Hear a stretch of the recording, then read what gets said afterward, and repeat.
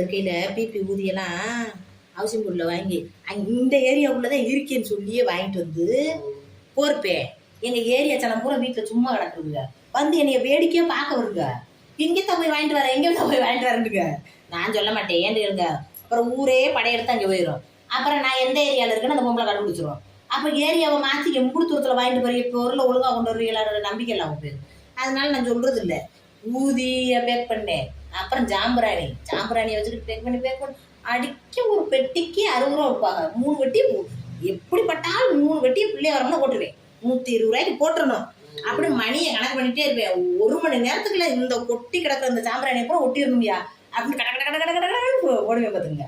இவங்களாம் என் கூட உட்காந்து கதை வச்சுக்கிட்டு எனக்கு ஒட்டிக்கிட்டு இருப்பாங்க கதை. அது மாதிரி இது அந்த ஏரியாவில் பொம்பளை ஊரை கூடி பேசுவாங்க புறணி. அப்படி பேசுறவங்களுக்கு கூட போய் கொட்டிடுவேன் பிபியை. இந்த பிபின்னு ஊதுது இல்லை சின்ன பிள்ளையா, அந்த ஊதியை கொட்டி ஒரு தலை ஊதியை கோருங்க, ஸ்டிக்கரை ஒட்டுங்க, ஒட்டிக்கிட்டே பேசுங்கன்னு போட்டுருவேன். அவங்கள ஆளுக்கு ஒன்று கையில் எடுத்தாலும் வச்சுருங்க, பேசிக்கிட்டே ஒரு ஊதியை பொறுக்க ஒரு அரை மணி நேரம் எடுத்துக்கிட்டாலும் ஒன்னொன்னா பொறுத்தாலும் வச்சுங்களேன். அப்படி எறும்பு வந்து சேர்க்குதா இல்லையா, எறும்பு அரிசியை கொஞ்சம் கொஞ்சமாக சேர்த்து போதற்குள்ள மூட்டு வச்சுட்டு வருங்க.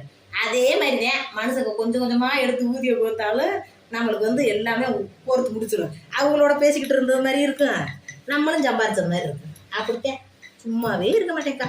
நான் வாக்கப்பட்டு வந்த நாள்லேருந்து சும்மாவே இருந்தது இல்லைக்கா. வீட்டில் எதையாச்சும் பண்ணணும்ப்பா, எதையாச்சும் முயற்சி பண்ணிக்கிட்டே இருப்பேன். அதை முயற்சிப்பேன், இதை முயற்சிப்பேன், முயற்சி பண்ணிட்டு விடவும் மாட்டேன். இதெல்லாம் கிண்டல் பண்ணுவாங்க, நாத்தெல்லாம் கிண்டல் பண்ணுவேன்.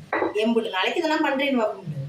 நீங்கள் வேணா கிண்டல் பண்ணுங்க, நீங்கள் பண்ண கிண்டல்லதே நான் பெரிய ஆள் ஆகிறேன் போங்க அப்படின்ட்டு வேலையை பார்த்துக்கிட்டே இருப்பேன். என்ன கணக்கு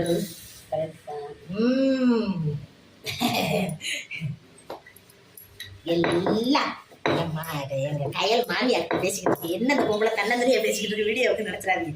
மண்டையில பூரி கட்டையில போட்டு விட்டுருவேன். என் கையல் மாமியார் சொல்லிக்கிட்டு இருக்கேன் விவரத்தை நான் யாருண்டு லைக் பண்ணுங்க. ஆமா, இப்படித்தான் பேசுறதெல்லாம் கேமரா ஆன் பண்ணி விட்டுட்டு அப்படியே பேச வேண்டியதானே. இதுக்குண்டு ஒருத்தர் சொல்றாங்க என்ன கண்டன் எனக்கு என்னன்னு யோசிச்சு எனக்கு மன அழுத்தமாகுதுன்னு ஒரு அக்கெல்லாம் சொல்றாங்க. எதுக்கு யோசிக்க, அதெல்லாம் தேவையில்லை. பொய் சொல்றதுதான் யோசிக்கணும்.